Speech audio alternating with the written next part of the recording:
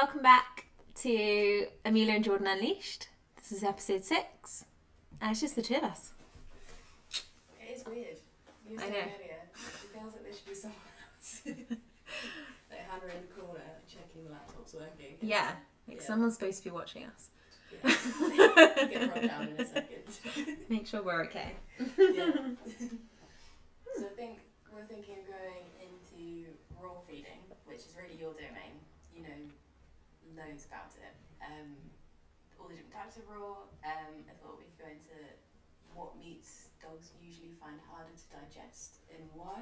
Okay, God, you're going to test me. Oh okay. Yeah, 100%. I've got notes on my phone and Let's everything. do it.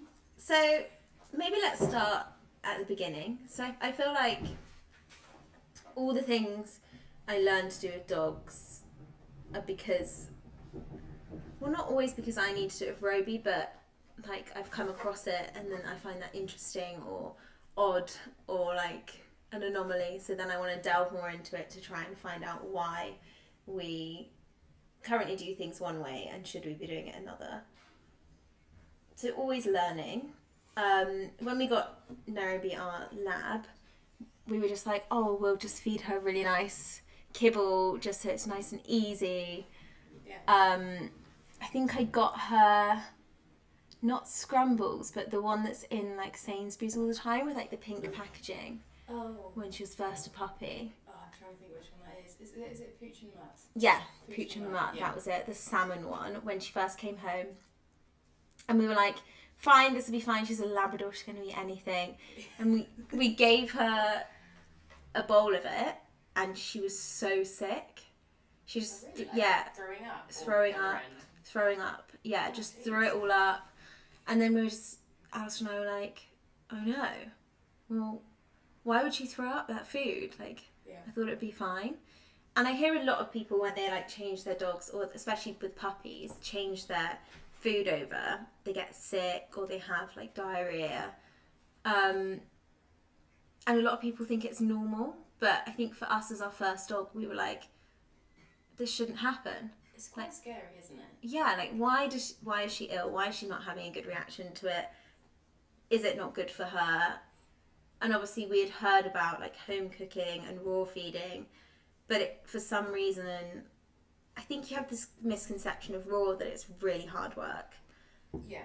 And it's gross and, you know, it's frozen and then you've got to unfreeze it and how much do you give, and there's just so many things you have to think about, whereas with kibble, you just give them a cupful and it's done. Put it in the bowl, done. Take it away with you. Like, it's convenience, isn't it? It's literally like our equivalent of getting a meal deal. Exactly. Yeah. Which is exactly why it was created, for convenience, for rich people that had dogs at the time, 100 years ago, because not everybody could afford to have a pet dog and feed it, that, oh, well, we'll just create this waste product into a moneymaker, sell it to rich wives, and they'll give it to their dogs. And it worked. And it worked really well, and it's still working. Not in those same marketing aspects, but very similarly. I mean, there's different stages of it, isn't there? You've got your run-of-the-mill, cheap as chips. Yeah. Here's a complete food. Wheat. And then you've got your like 80% meat and I don't know what else to make it really hard little pebbles. Which everyone says to me, oh, don't worry, because if I approach someone who's maybe having a problem with food and they come in, they'll be like, oh, don't worry, like I feed a really good kibble, or they go, well, I don't feed raw, but I do feed a really good kibble. I'm like, okay. So you do think about it, so you are thinking more about what you're giving your dog because you want to give them the best, but you're still giving them a dry biscuit. Processed dry biscuit. Yeah. Yeah. So it's still not the best you can do, because then you're already spending a lot. I mean, they are, like when I looked into like the real top end kibble, and kibble's a word that I've only started using since I worked here. I used to hate that word. Really? Yeah, I don't know what I used to call it before, it's dog food, but now it's kibble, and I can't get it out of my head now. Because I say kibble, but lots of people I say it to don't know what I'm talking about. Yeah. What, is that not a normal word? I swear I never used to call it kibble. I remember Jessie was like, oh yeah, we just got some kibble for Nala, and I thought it was a northern word from her. And I was like, yeah, kibble, right, here we go. biscuits, but then you've got the treats for biscuits. Yeah. It's very confusing. But I mean, the top end bags, which I swear when I was a kid used to be 15 kilogram bags, have now gone down to 12 kilogram bags. But they are twice, 3 times the amount of money. I mean, you're looking at sometimes 100 quid for a bag.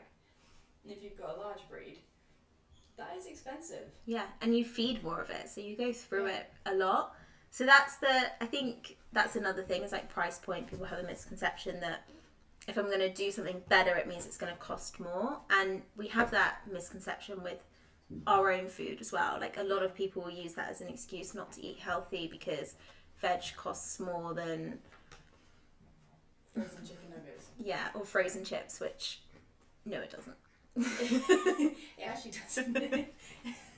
But we can go along with that for as long as you like. But you know, everybody knows that the more kind of raw, whole foods you eat, the healthier you are, and that just transpires into your dog as well.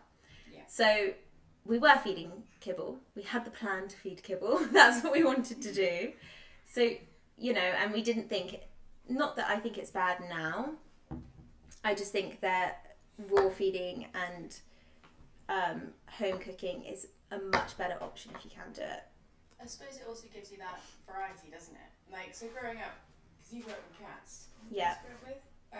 So I had dogs growing up, and it was always the standard, like, you just had your bag of kibble, here's your cup, put it in. But it is the exact same flavour, same brand for 12 years of their life. Yeah. And like, now I raw feed Riley, I feel so bad if he gets like the same flavour raw like 3 days in a row. I'm like, God, he must think this is so boring. Like, I've got to switch it up. But imagine for 12 years every day you're eating the exact same meal twice a day, and then you get the water weight with it, the bloating. And whenever I think about weeks where I have like a bad diet, my skin breaks out, like I feel sluggish, I feel agitated, like I just don't feel good. And I wonder if you could really link food and kibble-based diets on a lot of dogs' temperaments and behaviours, because if that's what they're used to eating, there's not really any fresh nutrition or value to it other than just convenience. Yeah, and the more you do it, and it's not difficult, but the more passionate you become, because for me, I think people are really missing out on that bond with their dog, and actually, you know, enjoying the feeding process and watching them enjoy like fresh fish or, you know, some fruit and veg, and learning what their likes and dislikes are. You know, that's a huge thing that you're missing if you just never do that. And I mean, I have customers come in and say, oh, I didn't know my dogs could eat raspberries or blueberries, or they can eat fish. Or a raw chicken or something. And I'm like, well, of course they can. Like, it is an animal. It's like bringing a tiger home and then just feeding them digestives. Like, what do you think is going to happen to that animal? And it is almost like dampening a spirit. I think we can all do it, even if just a little bit, and just adding in those things to see if your dog likes it. But there is also, what litter have they come from? You know, how many lines are there that maybe have been eating, you know, the McDonald's of dog food? Yeah. And is your dog going to like it? Yeah, and also that's hard. The transition as well, isn't it? Like, some people get scared. I mean, luckily, because I was in the industry when we got Riley, yes, he was kibble fed. We had kibble from the guys we got him from, and then we had a beautiful big bag of Royal Canin, which is my absolute favourite.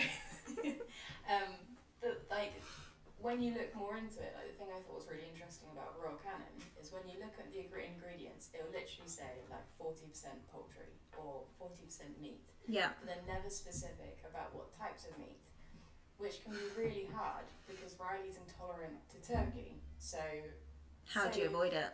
Yeah, how do you avoid it if you don't know it's there? And then you get all these people going, oh, but I've always fed this. Why are they now reacting to it? It's because they're not being transparent. You actually don't know what's going into it. You don't know what cuts of meat it is. Is it all gristle, ligament, with no nutritional value to it? Is it literally just the endy scraps of animals they're chucking in, compressing with, here's a herb, here's this, here's a bit of yeast extract or something?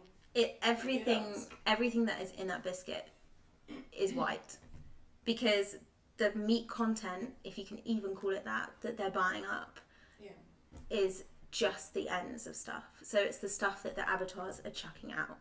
That's a bit minging, isn't it? It's disgusting. And it doesn't even have to be free from disease before they take it. Like, these can be diseased birds that they've killed. It can be... Horrifying. Yeah, because then they cook it to such a temperature that they hope it gets rid of that disease, which it should do. Yeah. But, you know... What else is it getting rid of? Well, it gets rid of all the nutrients. But the stuff that they're actually buying from the abattoirs is, like, your carcasses. So it's mostly bone. They buy feathers. They buy, like, feet. Feathers? Organ meat. So it's not actually... Like, if you're imagining... Let's say it's chicken. If you're imagining, like, a chicken breast and a chicken leg and the skin and all that nutritious stuff, it is not any of that. It's literally the gristle. Yeah, and the reps go around the abattoirs in Europe and just buy up as much as they can, and it doesn't matter what meat it is, it's just whatever's going to waste at the time.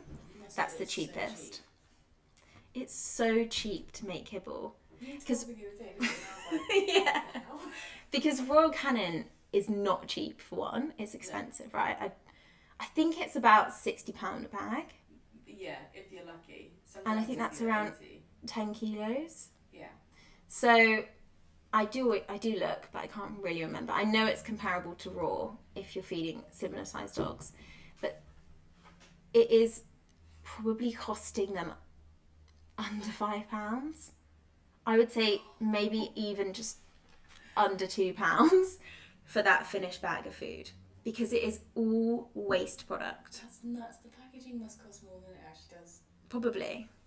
It's just a waste product that they have put together into that little biscuit, and then you're giving that to your dog and hoping that because everyone obviously wants the dog to be the happiest and healthiest and a good weight and able to do the things they love, but that is ultimately what it is. And you wouldn't do it to your kids, you wouldn't do it to yourself. No.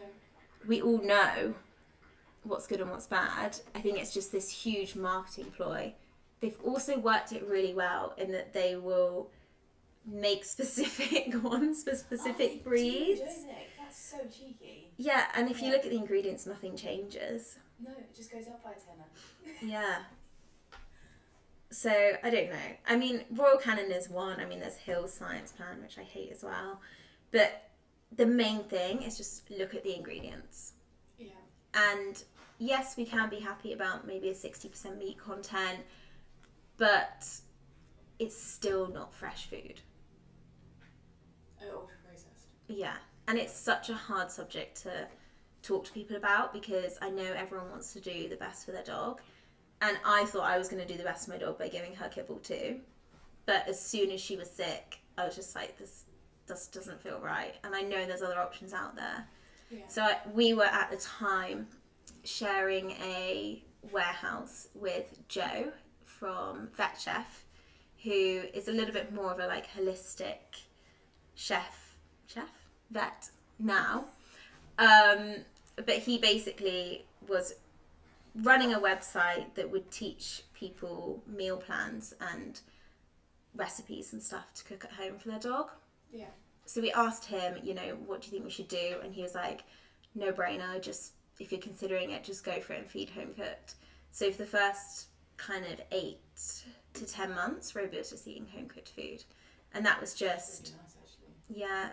mince from the supermarket with chopped up veg, fruit, nuts, and rice. And you just boil it. And then I suppose you get to choose the variety. It doesn't actually take too long.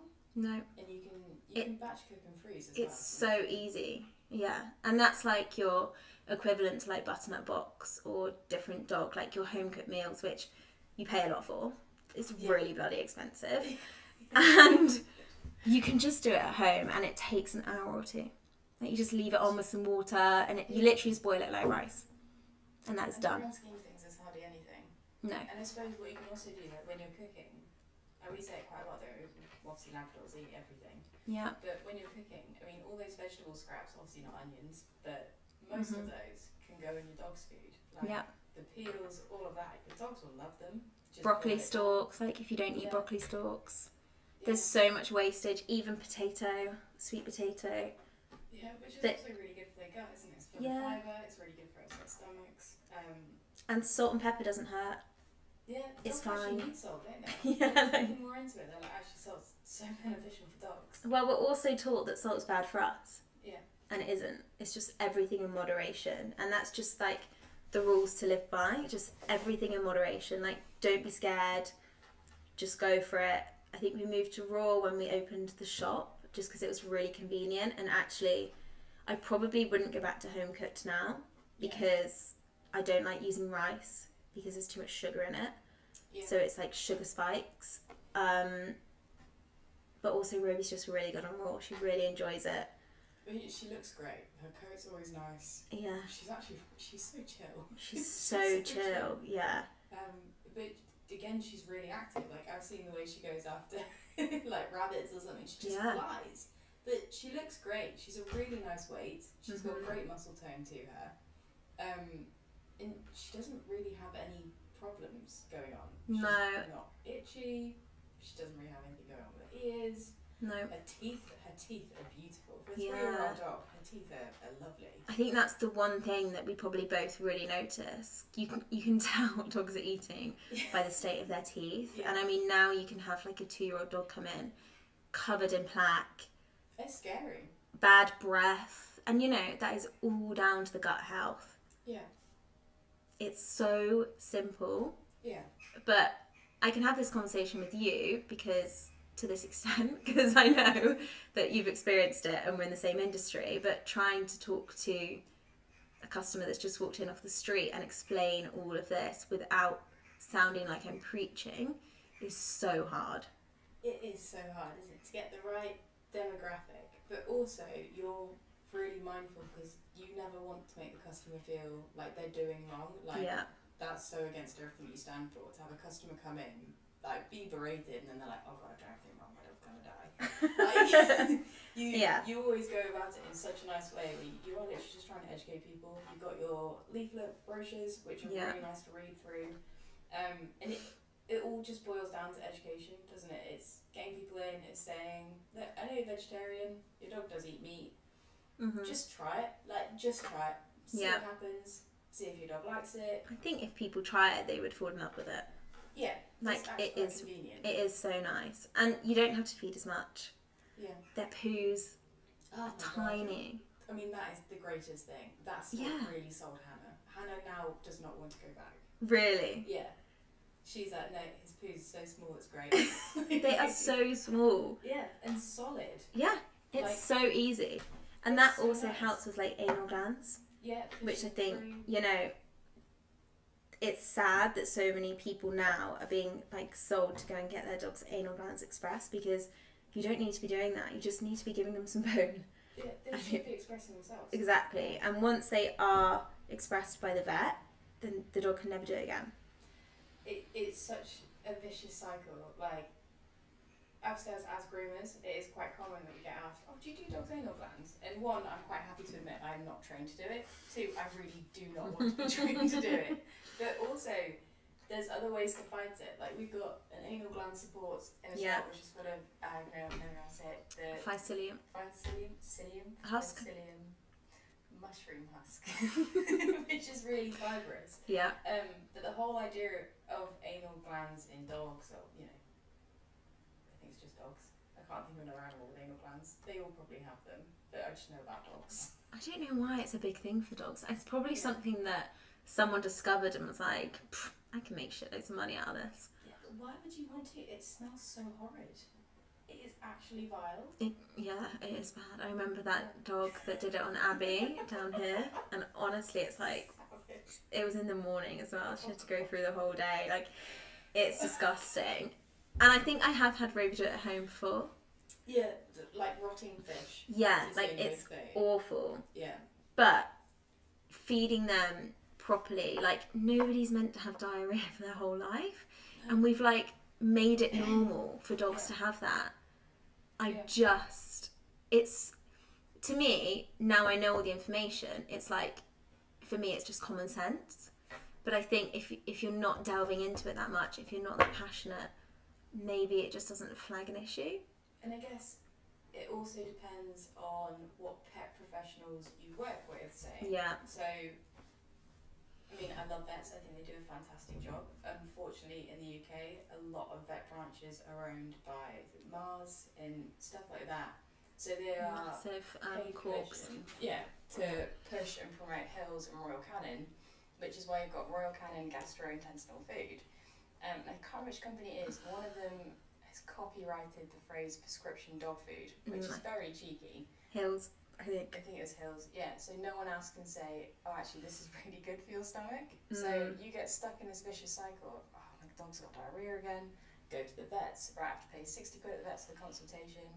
And then I've got to get their prescribed food again, which is another like 80 quid, and then I've got to get that fibre gel, which is another 20 quid. You can get on Amazon for a fiver, by the way. What's that? It's like a paste. I think it's called Procolin, but it's basically a pre and probiotic fibre paste. But you can get it on Amazon for a fiver. The same one the vets give you. Which there are some absolutely fantastic vets out there that are independent and are quite happy to go against that. I should be pushing this. Actually, that just doesn't work. You're just feeding into this vicious cycle of got the squits, go back to the vet, spend a ton, all good, got the squits again. Like, you're just going round and round.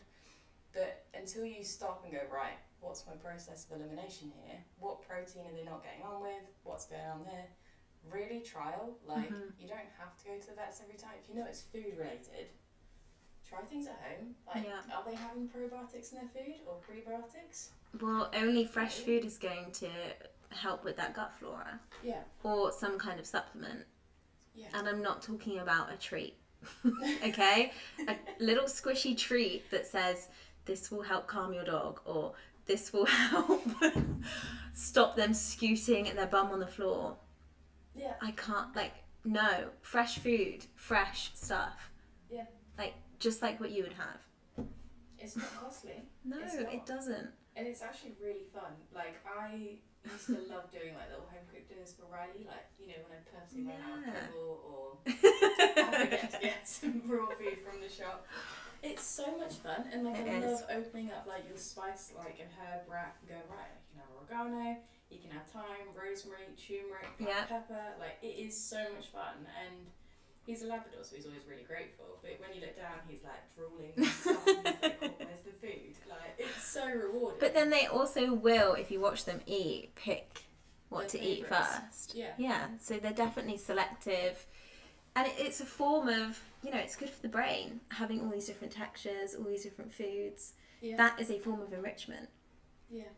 I think as well, people just get worried about the whole nutritionally complete element of it. That comes up a lot, like a lot, whenever I'm like doom scrolling. Yeah. It's like, how do I know it's complete? How do I know it's complete? How do you know your diet's complete? Exactly. Like, no, but you're not supposed to eat like a full nutritionally complete rounded plate for every single meal. The whole point is you eat lots of different things throughout your week, life, whatever, and all those things give you different nutrients. So as long as you're just not feeding the same thing every day, which ironically kibble says it's nutritionally complete and it's just the same thing every single day, then you'll have a nutritious diet. It's just variety. It's just variety. And just trialing different things. Like, so what, your dog doesn't like prawn or a bit of fish or chicken. Like, it doesn't matter. Try something else. Yeah. I have one guy that cooks steak for his dog every day. That's really adorable. I know. I love that. But it's not just because the dog enjoys it. It's because he probably really enjoys cooking the steak for his dog every day. Yeah. They're our family members. Yeah. So just enjoy it. Enjoy feeding your dog and enjoy watching them thrive on those foods, because that's what you're giving your dog. You're their owner, you know, you're the one that feeds them. And long term, okay, I've heard also excuses will be, well, my grandma's dog lived to 18 and it was only fed kibble and sometimes it ate Mars bars. And I'm like, okay, great. Like, there's so many variables in this story, but... Probably a chihuahua. It's just, you know, it was 50 years ago when there weren't that many dogs around and it's like the hardiest terrier ever or something. Yeah. But it just feels better. They look better. You both enjoy your time more, and also they don't have to go to the vets all the time. That's the other because big bonus. Their immunity will be so much better, so they won't get ill. Yeah. They just won't. And fleas and ticks. Yeah, you don't have to worry about them. No. Add a bit of garlic in. Yes, garlic is good for your dog. I know. Riley's 30 kilograms and he gets a medium-sized clove every day that I remember to give him one. And he actually quite enjoys it. He likes it now. Yeah. Apparently, if you chop it up and then leave it for 10 minutes, that after 10 minutes, that's its like peak. Oh, and it good time. Also, it's like antibacterial or something, isn't it? Like something comes through in it. Yeah, once it's been cut. So I used to get the jar of like pickled garlic cloves, and he loved those as well. He just ate this straight up, and I was like, yeah, keep going. Oh my god, that's so funny. I don't think Ruby likes it that much, but I usually grate it into her food. Yeah. But again, it's so nice learning what they like and don't like, and you know that you're doing as much as you can to keep them really healthy, and that is just a nice feeling. It is. It really is. And I mean, the other thing is their coat, their skin. Yeah. Like all of it looks so much better.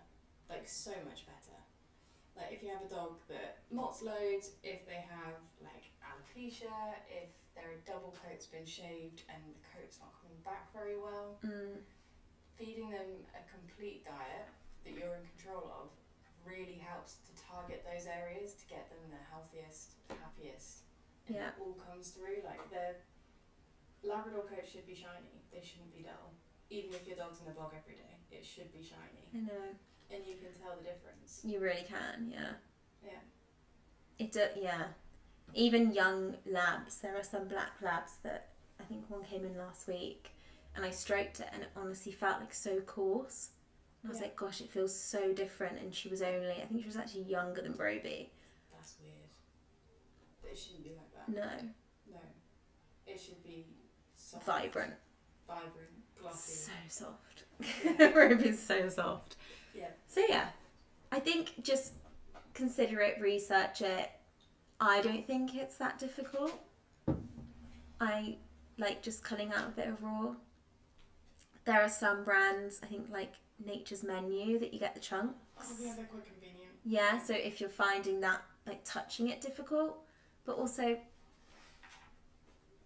it shouldn't be hard to touch raw meat if you eat meat. Yeah, and I mean the way I go about it every morning with Riles is he gets defrost overnight, and I just get a knife and I like cut the packet in half, and then I don't even have to touch it. You just cut the slab. Do you not touch it either? Well, I don't mind. I just can't just wash my hands afterwards. Most of the time I'm like, I've hardly woken up, need a coffee. Love it. But just cut it in half, slide it into the bowl. Usually put a bit of water in there, some yogurt. Here's your 5-star meal, Roz. Are you a germaphobe? A little bit. Okay.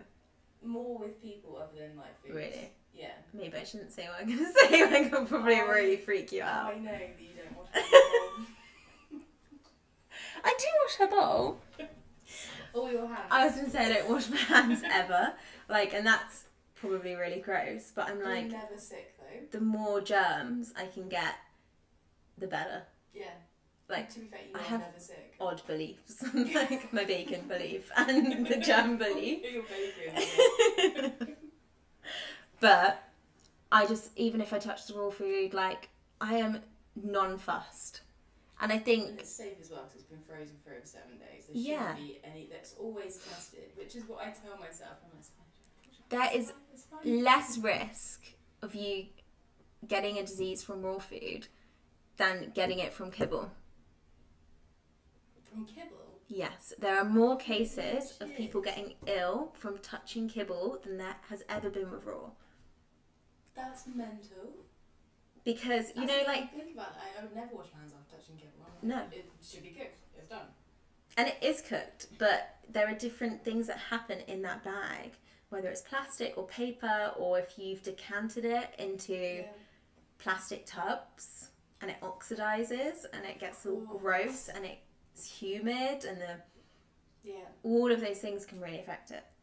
So you're more, because a lot of people say, oh, I've got kids at home, I don't want like my kids touching it, but also your kids should be touching they should be going outside and eating Nice. dirt and, you know, maybe trying a snail and like they should be doing gross things. Yeah, because that is what builds their immunity, and we shouldn't be scared of raw meat. No, you put it like that, and you are right. I mean, the other thing, like, you know, think about raw is from the moment it's made, frozen. Yeah, that's it. instantly. Done. But kibble goes through factories, goes on hot lorries, in hot shops, in your hot car. Like, there are constant variables on the temperature. Yeah. And then whether you airtight seal it or whether you put it in the bin with a loose lid, like, have you washed the bin? That stuff will just be going like stale. Like leaving a packet of crisps open overnight and then the texture's all wrong. And then your poor dog's just eating that every day. Mm-hmm. But on the flip side, if you are adamant you want to feed kibble, there are different ways you can go about it too, aren't there? So like you can give half kibble, but why not get some tin sardines? Why not get some chopped banana, blueberries, spinach, green beans, literally raw egg, anything cheese. Fresh, just anything. I urge you, anything. Like anything fresh is fine. Yeah. Green beans, peas, frozen peas, your leftover kids' dinner, like. Yeah. It doesn't matter, just anything where they're actually just getting something fresh. And no, it doesn't mean they're going to start stealing your food, but should you consider that the fact that they do want to steal your food is because maybe they're like, oh my god, why do you get to eat all of that nice stuff and I just get this? Like, that's got flavour. Yeah, what? That smells so good, can I have some? You know, just let them enjoy it. Yeah, that's exactly it, isn't it? Just enjoy life. Yeah. Let your dog enjoy food. Yeah. I don't think I would ever go back now. I don't want to with ours. No. Or future dogs. In fact, I really wish we'd have done it earlier. Yeah. Yeah. Because he's done some monster turds that I've had to pick up. And that could have been eliminated from the start. For that reason only. Yeah. I know. It really makes a difference. Farting, that all goes away. Like, he hardly farts now. No. If he does, it doesn't even smell. And I'm like, what is this? Yeah. That's mad. That's just a healthy body. Yeah. It is. If it works, it works. Yeah, hopefully we've inspired some people to give their dog a raspberry. I don't know, do something. Yeah. Just let your dogs eat something. Yeah. It's not kibble. Fish, 100%. Fish is so good. There's hardly any allergens in it either. It's so good for them. And don't tell me your dog hates fish just because you hate fish. You must get some wild stories down here. I just hear the same thing sometimes. A lot of people don't like fish, so then they think their dog won't like fish. It's so good for them. Yeah. It's really good for you guys as well, but like, it's really good for your dog, and it's probably Roby's absolute favourite thing. So I'll go to, if any supermarket that has a fish counter, like Waitrose, they reduce everything at like 7 p.m. I don't know if I want to tell everyone this. They reduce everything about an hour or two before they close their counter, and you can go and get a whole fish or like fillets of mackerel for like 50p. Which is insane. It's so cheap. Yeah. And that's at least a full meal. Yeah, and then you just cook them, lightly cook them, pull them off the bone. Roby's favourite thing. Loves it. That's where I'm going after this. Doesn't take 5 minutes. It's so easy. So yeah, there are ways around it. I think it's just, if you home cook, it's affordable because you get to pick what goes in. Turkey mince doesn't cost much. Offal doesn't cost much.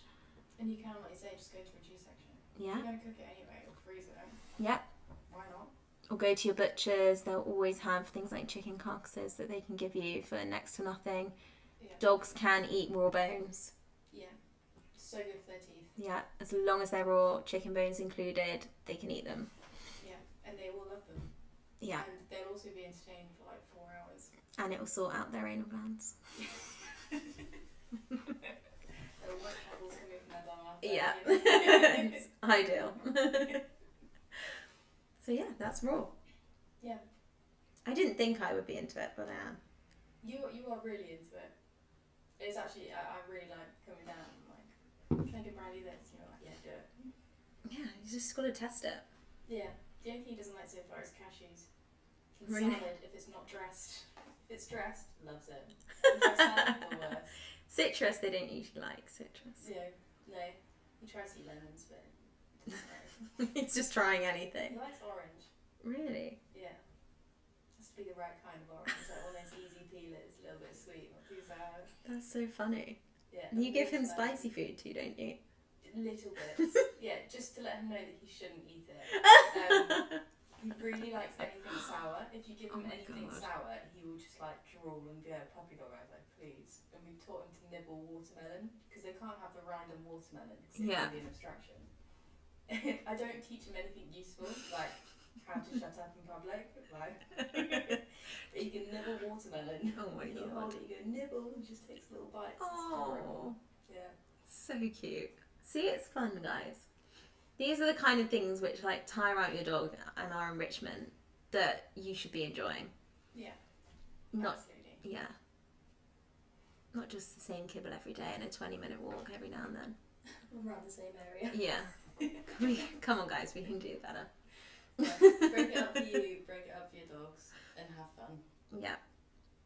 Cool. That's Raw. So, on to the next. See you next time. See you next time, guys.